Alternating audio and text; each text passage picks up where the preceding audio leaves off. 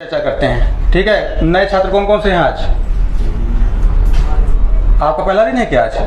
ठीक है, तो थोड़ा सा इधर ध्यान दें, आप भी पीछे ध्यान दें जो नए छात्र हैं। देखिए, हम लोग पढ़े थे ऋग्वैदिक काल, और ऋग्वैदिक काल में आर्यों का विस्थापन आज के ईरान से हुआ था। कहाँ से हुआ था? ईरान से। मैंने कहा था इस सभ्यता का संस्थापक आर्य था, तो इसलिए इसको आर्य सभ्यता भी कहा जाता है। क्योंकि यह काल वेदों और वेदों से संबंधित रहा, तो इसे वैदिक काल भी कहा जाता है। आइए तो ध्यान दें, इस काल की कुछ विशेषताएं रही हैं। पिछली क्लास में मैंने बताया था कि समाज का स्वरूप पितृसत्तात्मक था, जीवन यहाँ के लोगों का यायावर था अर्थात घुमंतु था, वर्ण व्यवस्था कर्म मूलक थी अर्थात ऋग्वेद के 10वें मंडल का पुरुष सूक्त कहता है कि इस काल में जो वर्ण व्यवस्था थी वो जन्म से ना होकर के कर्म से थी, अर्थात वेद पढ़ने वाला और वेद पढ़ाने वाला ब्राह्मण होता था, क्षेत्र की रक्षा करने वाला क्षत्रिय और व्यापार करने वाला वैश्य होता था, और जो समाज की सेवा करता था वो शूद्र होता था। ठीक है, इधर ध्यान दें। आगे वर्ण व्यवस्था में मैंने महिलाओं की स्थिति को भी लिया था।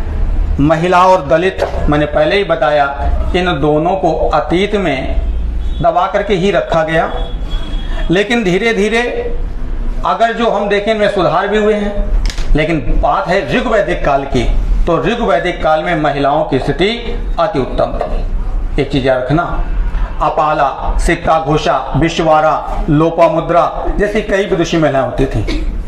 आपको याद आ रहा है कि नहीं याद आ रहा है? पिछली क्लास में लिखाया था। और लोपामुद्रा पर एक प्रश्न किया गया कि किसकी पत्नी थी, तो लोपामुद्रा अगस्त्य ऋषि की पत्नी हुई है। किसकी पत्नी? अगस्त्य ऋषि। क्योंकि दक्षिण भारत में अगर जो आर्यों का या दक्षिण में रहने वाले द्रविड़ों का आर्यकरण अगर जो किसी ने किया है तो कौन थे?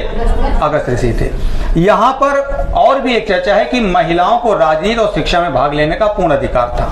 ठीक है, यहाँ पर एक चीज और बताया था कि समाज में कोई बुराई नहीं थी, जैसे सती प्रथा, बाल विवाह, बहुपत्नी प्रथा, कन्यावध जैसी कोई भी बुराई समाज में नहीं थी। महिलाओं को पुनर्विवाह भी करने का अधिकार था, जो विधवा महिलाएं थीं, और वह महिलाएं जैसे कि वेद निर्माण के समय वैदिक मंत्रों की भी रचना कर सकती थी। मैंने वहां से उदाहरण दिया था। ऋग्वेद का पहला मंडल मधुछंदा और दीर्घतमा ने लिखा है, 10वां मंडल सची, त्रित, इंद्राणी और श्रद्धा ने लिखा है। तो इसका मतलब कि महिलाएं वेदों के निर्माण के समय वैदिक मंत्रों की रचना भी कर रही थीं। और एक चीज और बताया था कि इस काल में दहेज प्रथा तो नहीं था, लेकिन दहेज प्रथा जैसा प्रमाण मिलता है कि इस काल में कन्या का पिता अगर जो इच्छा से वरपक्ष को कोई उपहार भेंट करता था तो उसे वरपक्ष अर्थात दूल्हा जो होता था या दूल्हे के पक्ष के जो लोग होते थे स्वीकार कर लेते थे। इसे वहतु कहा जाता था। क्या कहा जाता था? वहतु कहा जाता था। यह सामाजिक स्थिति हो गई। आज की धार्मिक स्थिति में मैंने बताया कि उस काल में अर्थात ऋग्वैदिक काल में आर्यों का सबसे पूजनीय देवता इंद्र था। याद रखना, 500 वर्षों तक आर्यों ने किसको अपना आराध्य माना है? इंद्र को। उस काल में ब्रह्मा, विष्णु, महेश अर्थात शिव का इतना वर्चस्व नहीं था जितना आज है। इनका वर्चस्व उत्तर वैदिक काल में होता है। कब होता है? उत्तर, जिस समय उपनिषदों की रचना होती है। उपनिषदों में ब्रह्मा को विष्णु प्रजापति कहा गया, विष्णु और महेश का वर्चस्व बढ़ने लगा था। दूसरा पूजनीय देवता अग्नि था। अग्नि को 200 मंत्र समर्पित हैं और इंद्र को 250 मंत्र समर्पित हैं। और तीसरा वरुण था।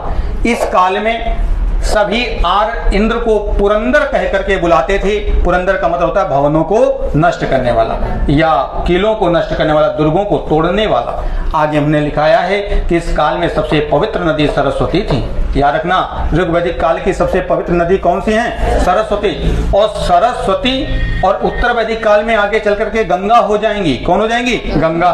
सरस्वती को आर्य नदीतमा, नदियों में श्रेष्ठ, देवीतमा, देवियों में श्रेष्ठ, और मातेतमा, माताओं में श्रेष्ठ कहकर बुलाते थे। ऋग्वेद का तीसरा मंडल विश्वामित्र के द्वारा रचित किया गया, और इसी में हमारा गायत्री मंत्र भी उल्लेखित है।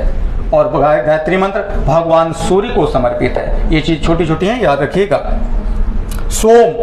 सोम रस एक प्रकार का पेय पदार्थ था। सोम कैसा था? एक पेय पदार्थ था जो कि आर्य किसी धार्मिक हटा दें या कह दें किसी अनुष्ठान या कार्यक्रम के द्वारा आपस में परोसते थे। ठीक है, आर्थिक स्थिति में मैंने व्यवसाय लिखाया है। प्राथमिक व्यवसाय क्या था, याद रखना, आर्यों का इस काल में प्राथमिक व्यवसाय पशुपालन था।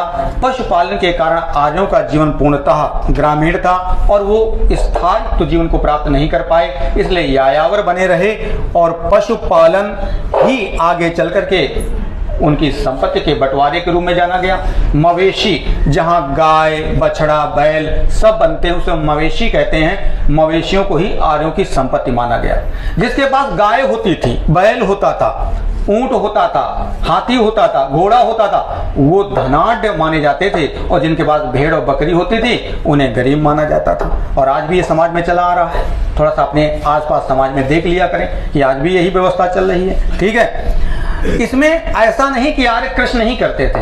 आर्यों का दूसरा व्यवसाय क्या था, कृषि, क्योंकि ऋग्वेद में 24 बार कृषि शब्द आया है। कितने बार आया, कृषि, 24 बार। और सबसे ज्यादा आर्य जौ को कहा गया यौ की फसल करते थे। ठीक है, और यहाँ एक चीज रखना, मवेशी को रई कहा गया है, ना लिखा हो तो नोट कर लेना। ठीक है, अब व्यापार कैसे होता था, क्योंकि आर्थिक स्थिति है तो व्यापार होता था वस्तु विनिमय प्रणाली, इंग्लिश में कहते हैं स्वैपिंग क्रिया, स्वैपिंग सिस्टम। अब स्वैपिंग कैसे होती थी, जैसे गाय देना है और आपसे बकरियां लेना है तो 5-6 बकरियां चली जाती थी और एक गाय उधर से आ जाती थी, 5-6 बकरियां, एक गाय इधर से चली जाती थी। लेकिन कभी कभी इसमें दिक्कत हो जाती थी संपत्ति के बंटवारे को लेकर के। कैसे, मान लिया कि आपकी गाय जो है वो 10 बकरियों की क्षमता रखती है कि 10 बकरियां चाहिए तभी एक गाय स्वैप होगी।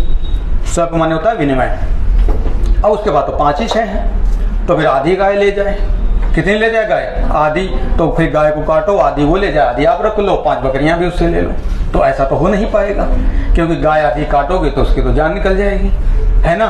तो इससे समाज में और अर्थव्यवस्था में दिक्कत आती है, इसलिए मुद्रा को चलाया गया। कुछ इतिहासकार कहते हैं ऋग्वेद या ऋग्वैदिक काल में एक निष्क नामक सिक्का चलता था, लेकिन इस काल में जो निष्क था, कुछ इतिहासकार कहते हैं गले का सोने का बना हार था, लेकिन कुछ कहते हैं सिक्का था। अब जो भी रहा हो, हम लोग दोनों मान करके चलेंगे कि निष्क नामक सिक्का था। ठीक है, आगे राजनीतिक स्थिति, ये मिटा रहा हूं, आप लोग हिंड डालें राजनीतिक स्थिति और डायग्राम बनाए साथ में।